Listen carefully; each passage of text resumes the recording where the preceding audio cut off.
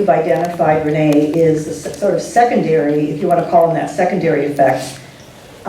Most of us that are outside the world of healthcare probably have fallen into a very naive belief about who it is that would get abortions and what is involved in abortion care.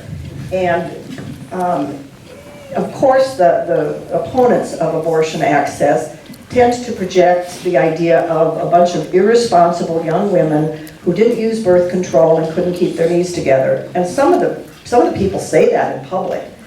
One of the things that I think people don't understand is that, first of all, in South Dakota, the statistics, and again, you can get them from the Department of Health, the statistics show that that's not really the profile of an abortion patient in South Dakota.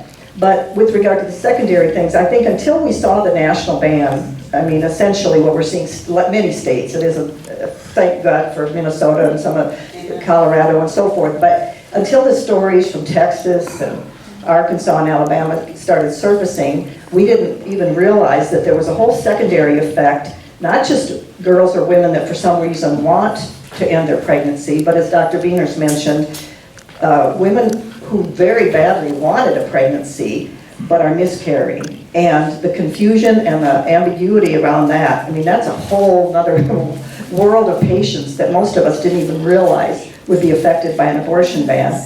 And then another layer down, and that you've alluded to, is the secondary, or maybe it's a tertiary, the effect that happens to women's health care when doctors are discouraged from locating here. Those of us that have long been in menopause can be affected by an abortion ban.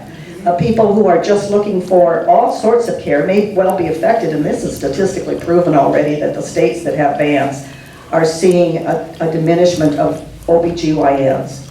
And we're going to see it in South Dakota. I mean, South Dakota's always had a challenge attracting physicians. And this is, so the ban really affects not just women or girls who for some reason want to choose to end their pregnancy, but those that are having it forced upon them by unfortunate developments in their pregnancy or their health care. And then those of us that are not going to a gynecologist for obstetrical care at all. It really affects everybody.